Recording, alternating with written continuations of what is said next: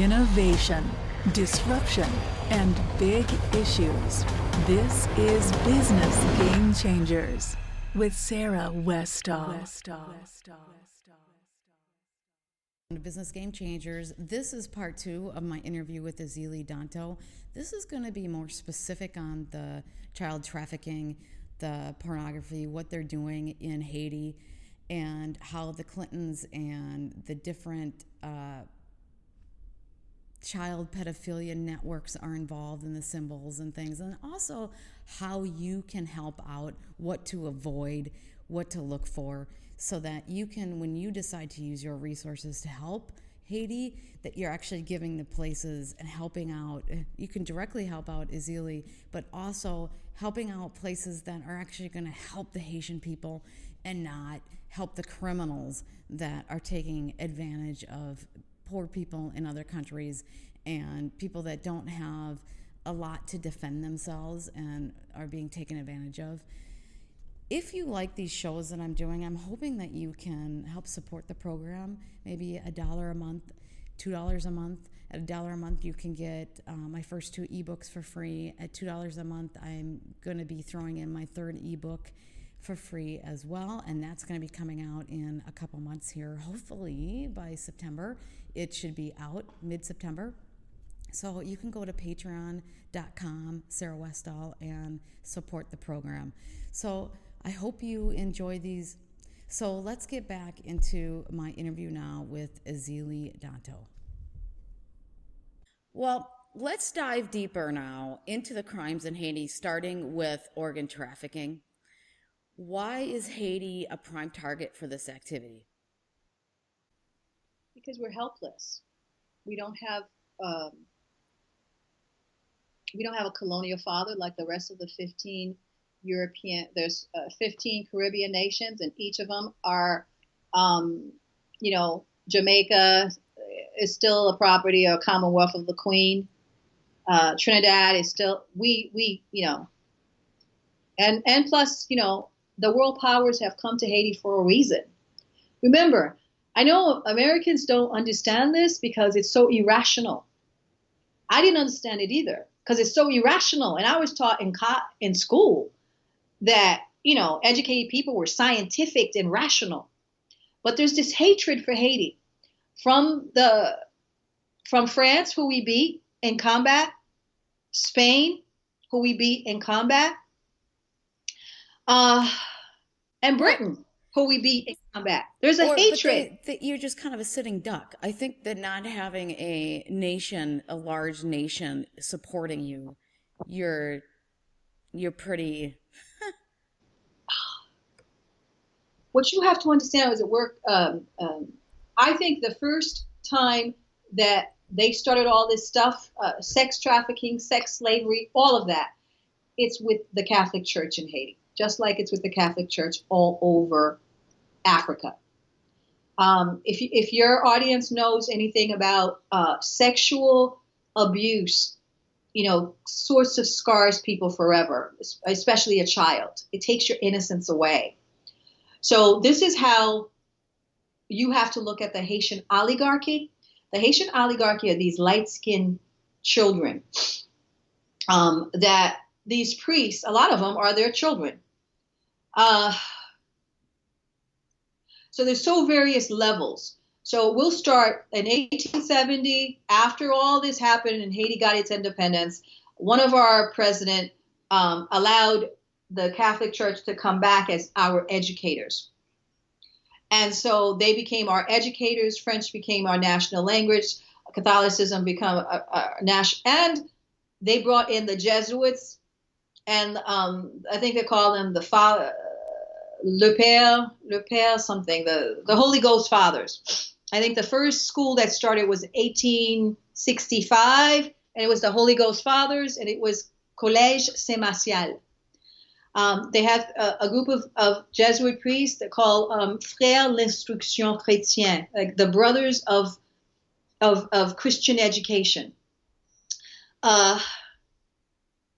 Louis Gonzague is the school that every Haitian dictator Martelly went to.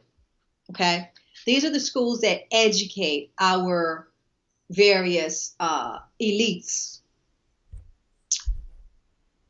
What I have learned because of my work, and because these people come to me on the side, is that many of these children are abused when they're little by these priests. When you say little, how little? Collège Saint-Martial, I think it's like 14 years from elementary to like an associate's degree it goes. So they do their education at these levels, right? So they go to these schools. These schools are run by these priests, these French priests, these priests. I just told you the three of them, right? So they start abusing these children when they're in elementary school. That's right. Okay. That's right. I just to do this interview, I spoke to a person, a very good person today, and he told me, I said, listen, it's been a while since I've had this conversation, and I'm going to have this conversation today. Could you tell me what your experience was at St. Louis Gonzague and the Collège Saint-Martial? He says, I have never said this to not even my father. I'm going to tell you, there was a priest who constantly was abusing me when I was a child. And he says I wasn't the only one. So if any of you have looked at the MK Ultra program where the CIA mind controls folks, one of the ways of mind control is by sexual abuse. So today I have a deeper understanding of the assimilated Negroes in Haiti, the ones that do the coup d'etats, because part of that is sort of like a Stockholm syndrome, because their parents went to those schools. Those schools are only for certain class of people, not the masses. The masses, they send to these orphanages of Catholic Relief Services orphanages, World Vision, CARE, UNICEF. And so the elites send their lighter skinned people to special schools, and they're sexually and physically or sexually abused, and it's like the MK Ultra program. And the masses go to orphanages, and what happens to the masses? Yeah, the masses go to, now you have to understand that USAID wasn't a factor. Yes, USAID and foreign aid wasn't a factor until the 1970s in Haiti.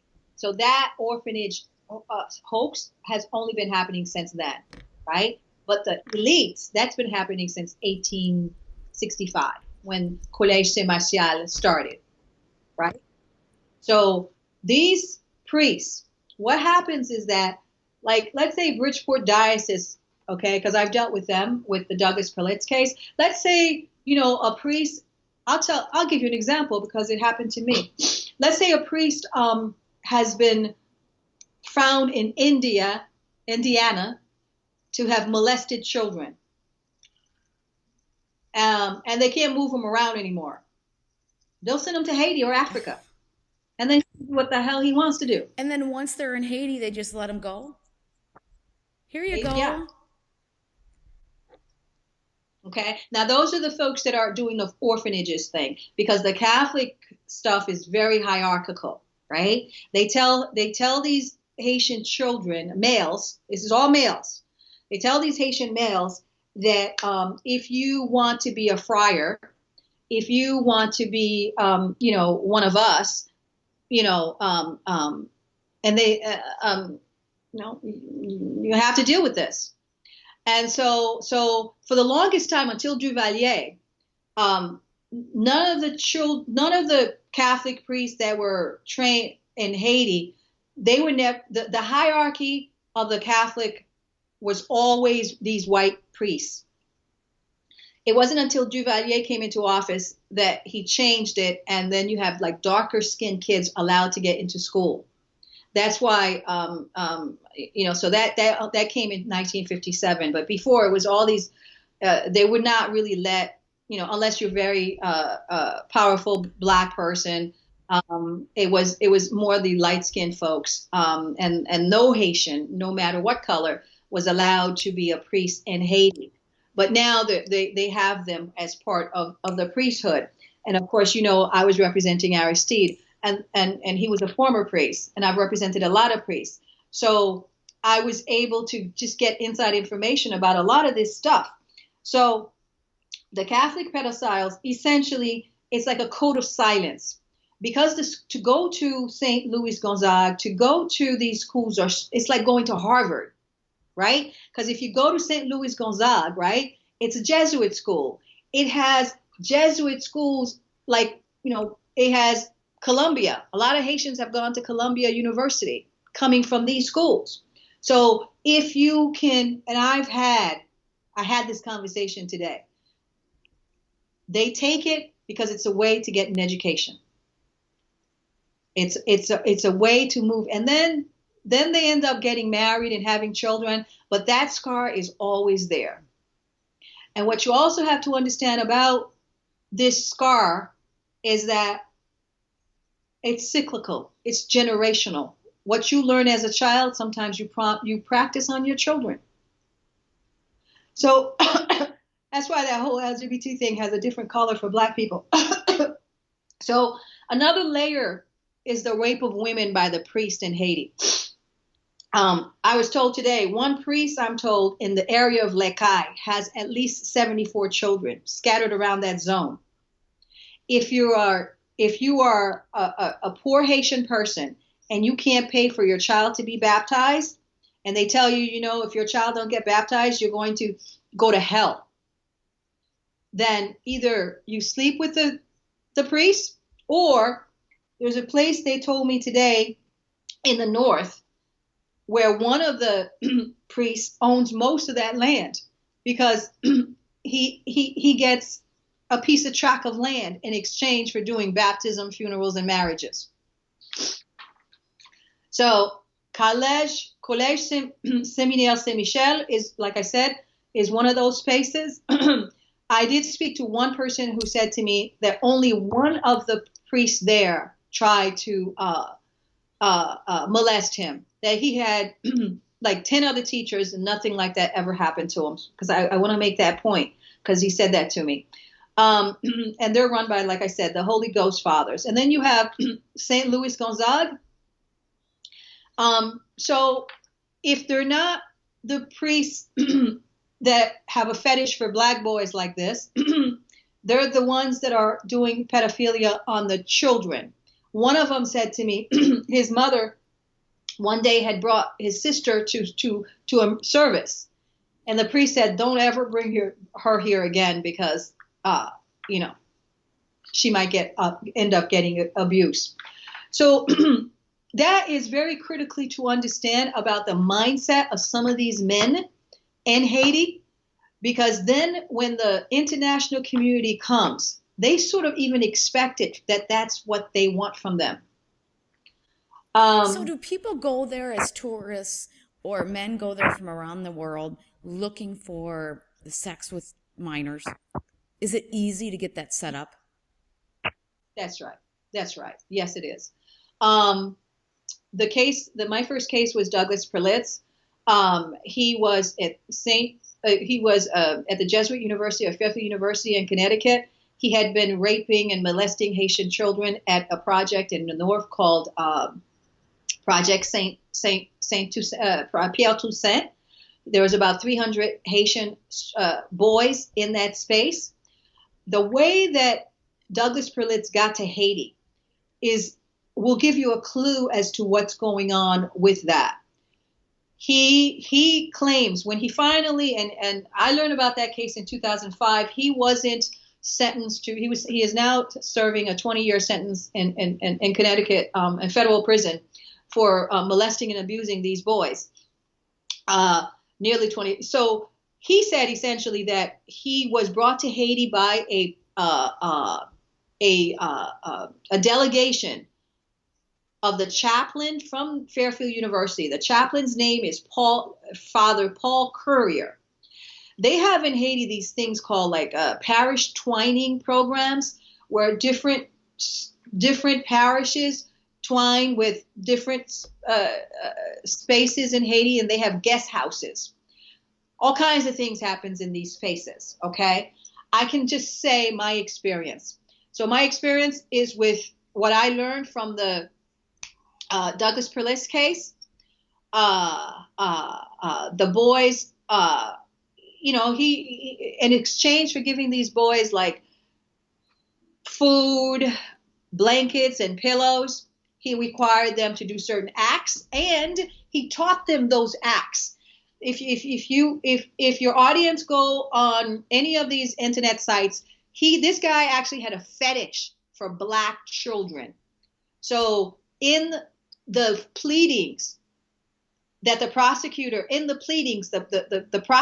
listed the sites that they found on his computer, stuff like gay black boys, Caribbean, all kinds of things like that you would never. I mean, this stuff is so nasty. It blows my mind. I'm going to have to wash myself after having this conversation. But this is what they do to the most vulnerable people on the planet. I had the honor of representing those boys at Douglas Perlitz, and I'm going to put on my website, if I in the next couple of days, the actual statement that I made in court in New Haven when we went after Douglas Perlitz. But what's really important, the connection to the Clintons and other people in this kind of stuff, is that there's a picture out there where the Paul Farmer, who was UN Deputy Envoy to Haiti under Bill Clinton, is giving the thumbs up to Douglas Perlitz, this pedophile. They all stick together. I had no clue that these white people were doing this kind of thing. Now, could you prove that the Clintons were related to this child trafficking case? I can't prove that. I can prove that they're associated with Paul Farmer. Bill Clinton was UN envoy to Haiti. Paul Farmer was deputy UN, and he was chosen by Bill Clinton to be his wingman. Also, Hillary Clinton had nominated Paul Farmer as the mission director. He didn't make it, and I'm told the reason that he was withdrawn was because of certain things that are in his background. I was told that by a very knowledgeable intelligence person. What we are told, and I can't prove it, is that there is a hospital that was built in the North by Paul Farmer. He is the head of something called Partners in Health. And everybody kind of lionized this person because he's written these books that makes him looks like he's very progressive. And he may have started out progressive at a certain point, but he's definitely part of the war party. He's definitely part of the neoliberal party. He's definitely part of the pathology of power in Haiti. He, like I said, he was hanging around with this pedophile. They know more than I did. I didn't know these white men. Okay? I'll tell you what happened to me. When I was representing Haitians who were being killed by the coup d'etat people, this guy who now is the head of, his name is Brian Concanen, who's the head of IJDH, Institute for Justice for Democracy. And on his board is Paul Farmer. Remember I told you Paul Farmer was the deputy UN envoy under Bill Clinton. He's also the guy that owns the big what do you call that? Hospital. They built a hospital, not where the earthquake was, but in Hinch, in Mirbalais. That's Paul Farmer's hospital. And there's allegations, I'm not making these allegations, but people like George Webb says that there is trafficking going on there in terms of organ trafficking. So it's like, but I do know, what I know for sure is the connection between Paul Farmer, Douglas Perlitz, Fairfield University, Brian Concanen, and there's another from, I won't name him because he's in Philadelphia. These lawyers who say that they're representing Haitian interests and they're representing the left, the Lavalas, the Aristide. When I walked into that space, I did not know this stuff was happening, that they were hurting children. And then they would tell me, when I said to the Haitian men, for instance, who were activists, I said, this guy is going on a delegation and he's sleeping with little 14 and 15-year-old girls because he is paying for their education. Like a lot of these activists would go to Haiti and they would sleep with these 14, 18-year-old girls while they telling everybody that they're for social justice. How are these little girls going to say no when they need an education? And these activists are doing it. Well, this is the reason why none of them talk to me. And this is the reason my name is like mud. Because I've said, I don't care if you're mammal, mineral, plant, or vegetable. You hurt a child. And I don't care if that child is on the Republican side or Democratic side, la side, whatever. Èzili Dantò is coming after you. If I can prove it, I'm going to put you in jail. I'm going to put your name out there. So I was at the beginning, when I didn't know anything, I was looking at my elders who were here before me, and they were hanging around with all these guys. And I ended up understanding what was going on because one day, one of these lawyers connected to IDGH, I'm not going to mention his name, called me up and said, Èzili, you got, and this is when IDGH didn't have a platform. Today, IDGH is the guy who did the cholera case. They kicked me out of that cholera case because they can get Matt Damon and all these other people to be on their board, right? And so they can take on these big cases and get a lot of money, right? So one day, one of these guys called me because I had the Èzili network in 2004 when IDGH did not even have a platform yet. And he said, Èzili, there's a white guy in Haiti. His name is Ron Voss. And the Haitian police have put him in jail. And it's because of political purposes, because he wants democracy in Haiti. Could you kindly send out an urgent action alert? Well, because I thought we were the same people, I believe this guy. That today I don't believe any white person that come to me in Haiti. You're guilty until I can prove you innocent. Because I had this experience. Too bad. But I understand, and I think our listeners need to understand. That's why I like to listen and let you speak. They need to understand where you're coming from and what you've gone through, of why people are scared of white people. It is what it is, and I can understand it. But keep going. I'm telling you. Okay, so I did not know that Ron Voss was a former police out of India who was a pedophile. And I sent out, because they asked me to, and I believe these guys, I sent out an urgent action alert saying, hey, listen, give this guy due process. I mean, maybe if they had told me, I wouldn't have touched it. I'm so sorry.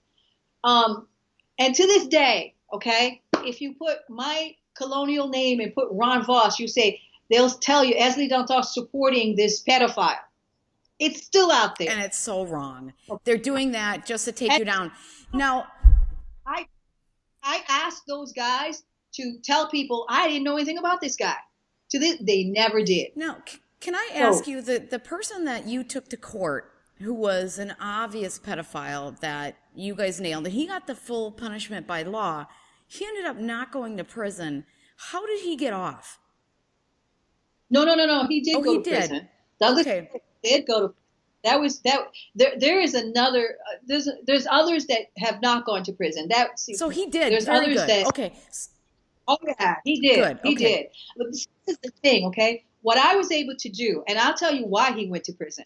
And this is really important. If you go out there, you'll see a picture of, and I want to say their name, Komakota. They're out of Brooklyn. I live in Connecticut, and I have an office in Connecticut as well as New York. And then I have, my projects in Haiti. I try to go to the Haitian community, to go to the Haitian Catholic community to say, please come with me. I'm in court trying to help because obviously, it's the prosecutor that does all the work. But I wanted to stand and say that there are Haitians who care about their children, right? So, and we had run a letter writing campaign to the Judge Arditon, asking her not to give him bail because he has so much money from the Catholic, wealthy Catholics in Fairfield County that they filled his side of the courtroom. So after I kept going by myself, I did a letter writing campaign, and I could not get many people, Haitians from Connecticut, to come.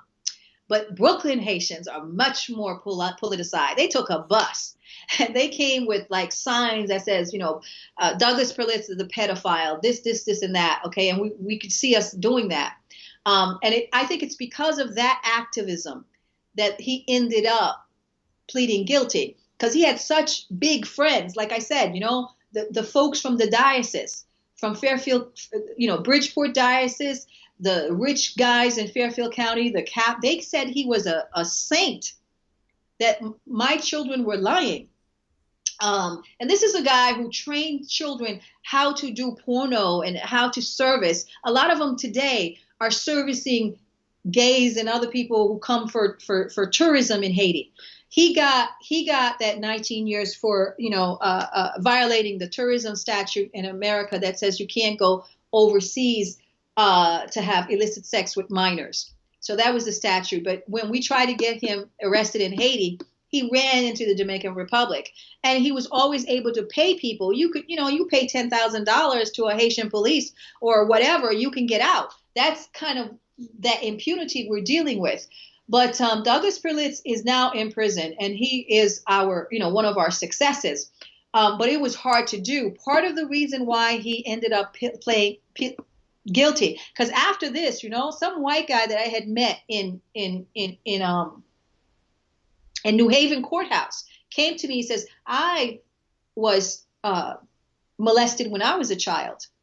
What can I do? I drove all the way from Maine to come and see this. I said, well, you can help me with the children, with the boys, because the school is closed now and they're like homeless.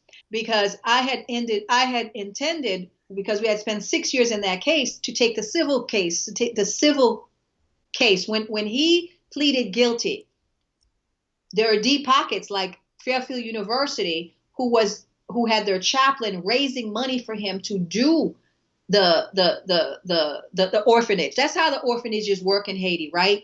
They have people who do a funding arm in America, and then there's someone in Haiti running the orphanages. So the funding arm was a Haiti fund that was run out of the Fairfield University by the lover of Douglas Perlitz. The lover of Douglas Perlitz was Father Paul Currier.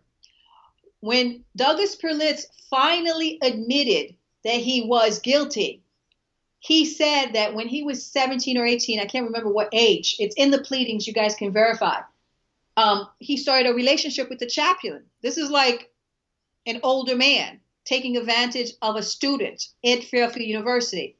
And then for the 10 years he was in Haiti, the father from Fairfield University would fly every month to visit his lover in Haiti. And of course, he's saying he didn't know this guy was molesting these children. Father Currier has not been charged. He is very well connected. So that's how it looks, right? You have these guest houses, you have these twining parishes, and that's what Ron Voss was. He was the head of this guest house, and he had this, he was a former priest who had a pedophile dossier on him. I don't know if he has one in Haiti, but I ended up, with this thing here. And it was because of these white folks who are part of this whole thing, who never shared that information. I'll give you another thing, okay? Because I know a lot of your audience know this Podesta email things and Pizzagate. I didn't know how deep this thing was. There's a guy named Tom Reeves. He's an activist in Haiti. As a matter of fact, he gave Aristide, when Aristide was in exile, he brought Aristide to his university to speak. Okay, so that's how I kind of knew about him, but I didn't know who he was. Okay, well, imagine my surprise. Okay, to find out that he was the founder or head of the Man Boy Love Network of I don't know, New England or something like that. New England Man Love Network. So he was head of a group who believes that pedophilia should be made legal. And how does he connect to Podesta? Well, in the Podesta emails, you see that that's where they talk about spirit cooking. They talk about all these other things. Like you see pictures of children in the Podesta brothers' space, and they don't look very, like what are those children doing? With the Podesta emails, that's how we found out about the Pizzagate stuff. Yep. Remember? So how does that guy that's the head of the Love Boy network connect to Podesta, besides Podesta having artwork on his wall? Right. Okay, so everybody knows that Podesta was a campaign manager for Hillary Clinton. Everybody knows that we connected Hillary Clinton and Uma Abedin to Laura Silsby, who had taken out, kidnapped 33 Haitian children during the earthquake. Okay, so when I read the Podesta emails, for instance, that's when I realized that the person that Hillary Clinton was connecting to in terms of Haiti was no longer Cheryl Mills. It was Uma Abedin. And Uma Abedin's husband is an admitted pedophile. So I started wondering, why would it be Uma Abedin and not Cheryl Mills that's forwarding Silsby's emails to Hillary Clinton? It just didn't make sense to me, because in Haiti, her person, Hillary Clinton's administrative assistant was Cheryl Mills in Haiti. So Haiti was where Laura Silsby was accused and caught red-handed with 33 children. Okay, that was in 2010. When that happened, I just thought that Mrs. Clinton was just doing her job as Secretary of State. It wasn't until the Podesta emails that I found out there had been correspondence going back and forth of who Laura Silsby was since 2001. Like, I didn't know that. When it happened in 2010 and she helped him, I just thought it was, Secretary of State helping anybody because she had gotten in trouble. And that's their job. I didn't know they knew each other, and I didn't know that the person who was the intermediary between Laura Silsby and Clinton was Uma Abedin. And with the Podesta emails and all of that, you see that, we know, for instance, that's how we got a lot of the emails, was because they were on Anthony Weiner's laptop. Space. Laptop. Okay. So it's all those connections. I'm like, what's going on?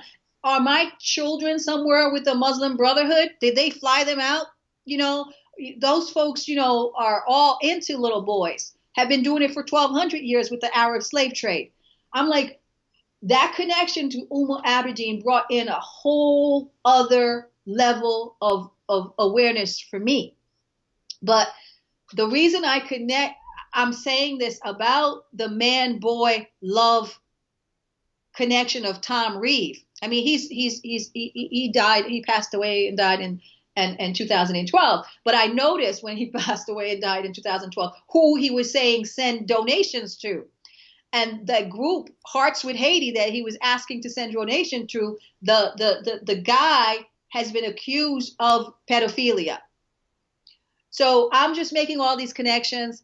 I can't say that I know for sure that Tom Reeve was molesting people. But when Tom Reeve is saying to you, and he was the professor at the Black Boys Roxbury College, which is in the middle of the Black community, and these people seem to have a fetish for Black children. and they're coming to Haiti. There's just connections that I'm making that I had never made before. And so I just connect.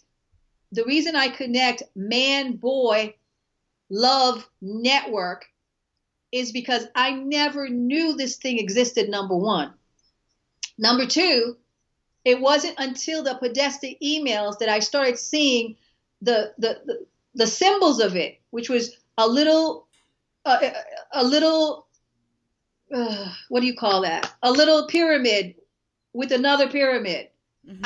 I learned that from the Podesta emails. And so then I started looking for all Haitian NGOs that might have that, because it is their code. Yeah, so are there NGOs that have that code in it? Yes, there are. Well, how many did you find with that child trafficking code? I have some of the ones that we found on the internet somewhere. I don't want to say their names and be wrong, but there's a number of them.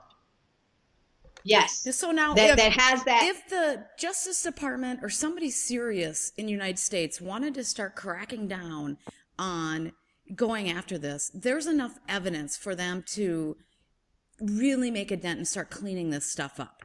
There's evidence everywhere. There's evidence everywhere, but listen. Evil is running the world right now, Sarah. I have to give you this because I think you were here when this thing happened, right? Because we've been talking for the last couple of weeks.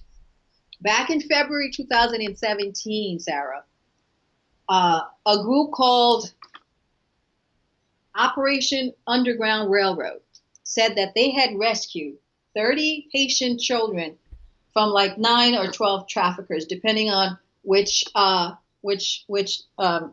newspaper you read. Okay, and this was at Calico Beach in Haiti. And Calico Beach is run by another family called the Perlitz, and Michel Martelly gave them a petroleum license. Now, you might know for some of the research of how the pipeline of human trafficking works, right? It's a lot of these military contractors. You know from Kosovo about Dantò. You know that there's a lot of mercenaries now working for the United States that are working for the U.S. government that are accused of some of this stuff, okay? And you know that the U.S. military, for instance, have been accused of sex trafficking. Right next to us, we have Guantanamo Bay in Haiti, owned by the United States. And I know for a fact that sometimes they bring, children and prostitutes in that space. Right on that border where Calico Beach thing happened, Operation Underground Railroad announced that it made this big bust.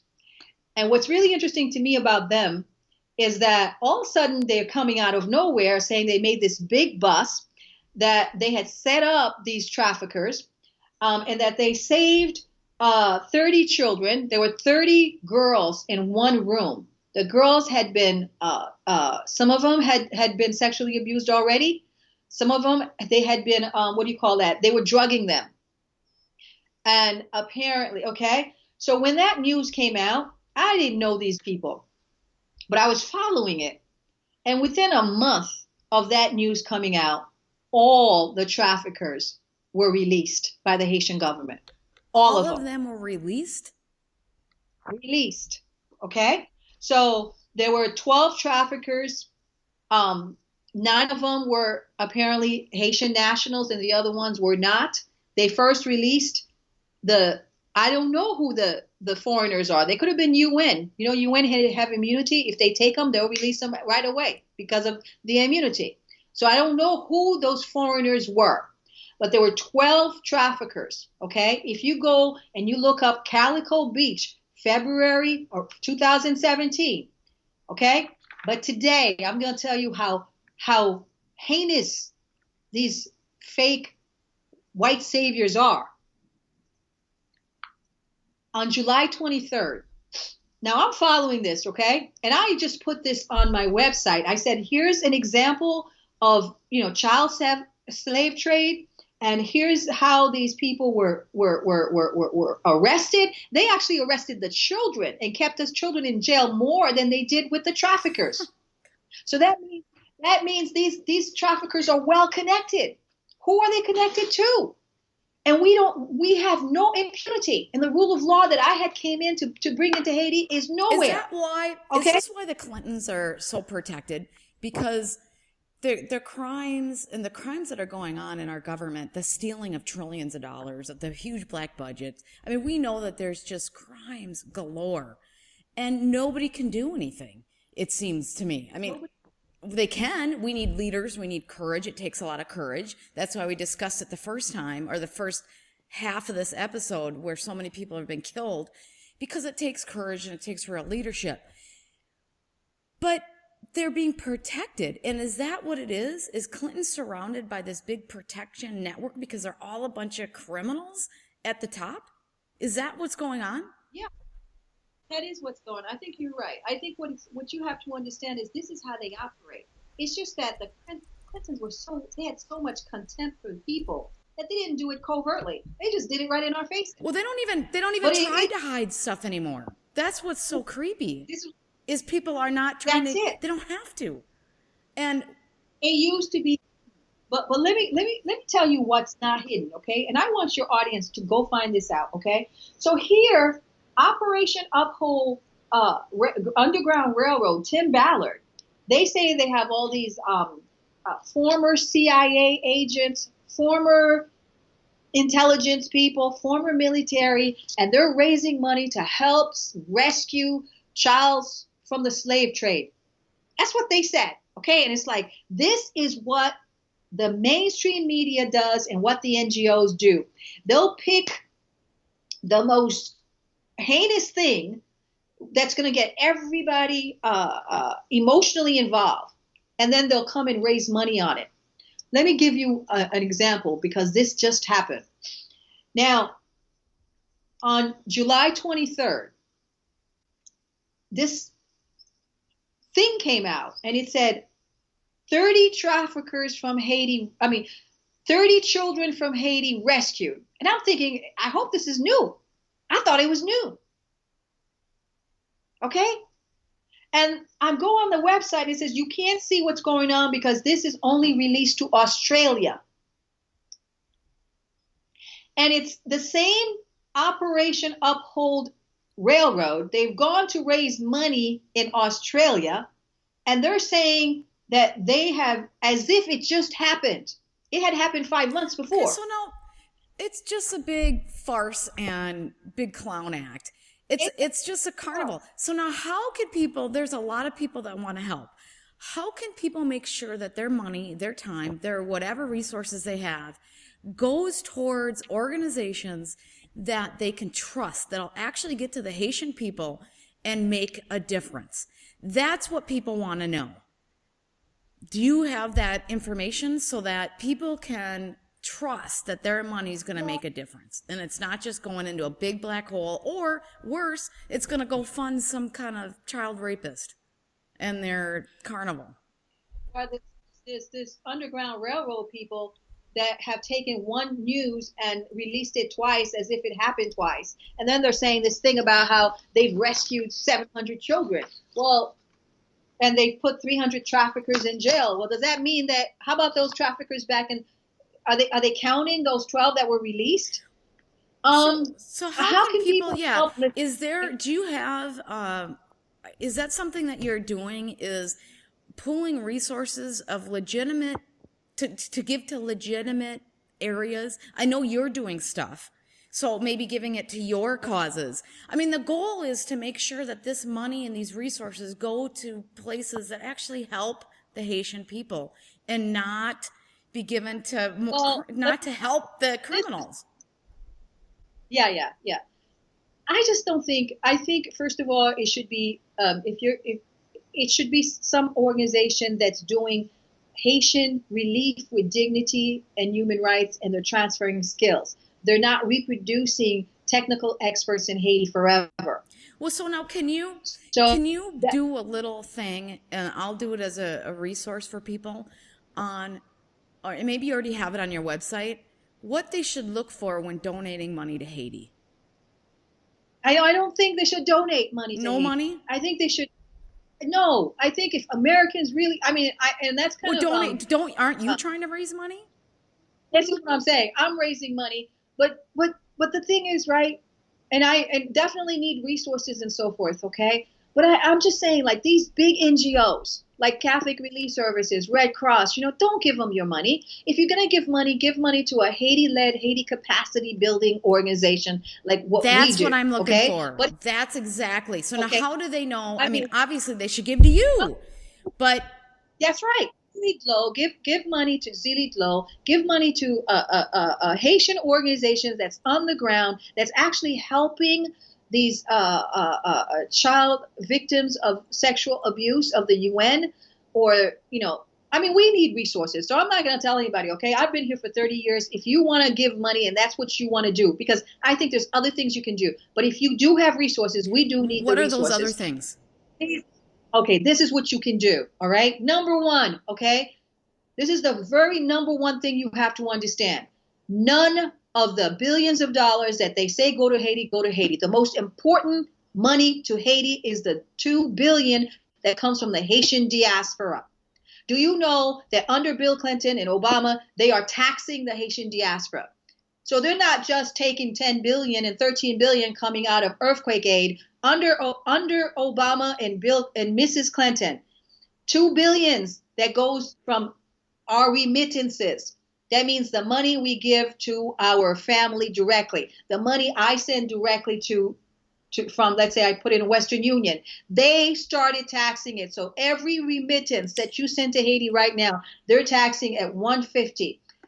Every phone calls you make, in addition to us being the highest phone rates in Haiti, Digicel, which is the crony of Mrs. Clinton and Bill Clinton, they gave billionaire Dennis O'Brien the phone monopoly in Haiti. They control the phones. If I call Haiti, it goes through them. They give this extra 5 cents. So imagine 150 times 2 billion per year. They're making millions and millions off of the Haitian diaspora because they have found a way to tax us. We want you to help me, for instance. I want to sue them to Kingdom Come. If there are lawyers out there that want to bring a class action lawsuit against Western Union and Digicel for taking this money, okay, from American citizens and Haitians living abroad and not accounting to taxation without representation, I want those lawyers to give me a call. If there are lawyers, people out here who want to come and help us with the delivery of water, help us like fundraise and with what I have already out there so that we can increase the delivery to folks, come and help us with that. If someone tells you next time that aid to Haiti is being corrupt or Haitians are taking it, tell them that less than 1 cent. So if it's it's $1 billion, whatever. If it's $100 or whatever, it's less than 1 cent of every dollar goes to Haiti. So 99% of that corruption is American corruption. And what you need to do, Americans need to go and change their politicians. Ask for transparency. Lift American Booth off of our neck and we'll do the rest. Haitians, I mean, I can clean up the Haitian justice system tomorrow if the DEA wasn't protecting drug dealers in Haiti. If they were not protecting a money launderer and putting him in prison right now putting him as president right now, even though he's an accused money launderer. They know it. If America could stop training ISIS folks, terror folks like Frapp and Guy Philippe in Haiti, if America could stop DEA from bringing in these drugs into the black community, then we could have less violence in America, less violence in Haiti, and folks like me could clean up the judicial system in Haiti. Because 90% of us in Haiti stand for democracy and stand for ethics. It is that 10% that they take, they pay, and who are sick people. A lot of them are abused. A lot of them don't like that guy Klaus that was just killed, right? He was going to go in front of not the Hillary Clinton, I mean, not to say something negative about Hillary Clinton. He was supposed to go in front of Parliament because while he was the head of the organization he was in, $2 billion of Petrocaraïbe money, which is the oil money that Haiti has subsidized by Venezuela, was squandered. And he was supposed to go in front of Parliament to talk about what happened to that money. And somehow he ended up dead. But these guys are the proteges of these U.S. corrupt deep state folks. I'm not talking about Americans. I'm talking about the people that run the American government, Wall Street, the international financial associations, the agricultural business, big agra, big pharma, military industrial complex, that intelligence complex. They run the politicians. They blackmail the politicians just like they do in Haiti. Americans must understand that. And then let's stand with you and me, people to people, and say, this is not the world we want to stand for. So how can people get a hold of you? What is your website and what is the best place to reach you? I'm everywhere on Facebook. It might take me a while to get to you, but I try. You can also reach, go on our. I like to start doing what you're doing right now to start speaking to people. Build up our YouTube channel. Go see the interviews on our YouTube channel. Support the work that I'm doing so that I can get a bigger platform. I can get more people to understand what's going on. Because I do think their time has come to an end. This deep state that's destroyed the planet, that wants, like Memorandum 200 to depopulate, like Kissinger's memorandum that has given like cervical cancer is like an epidemic to Haitian women, that is giving like, I think it's like 5.8 million Haitians are getting tetanus shots. I mean, they've gone medieval on us now. It's like totally medieval. So there's so much more information that you could share with people.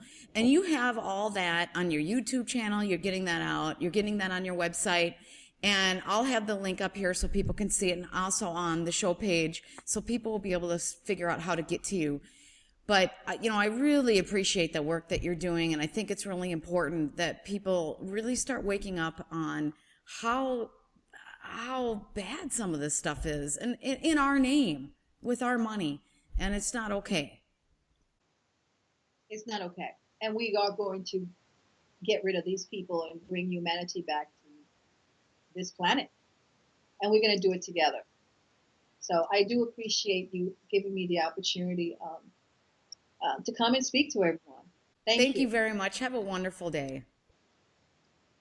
Blessings.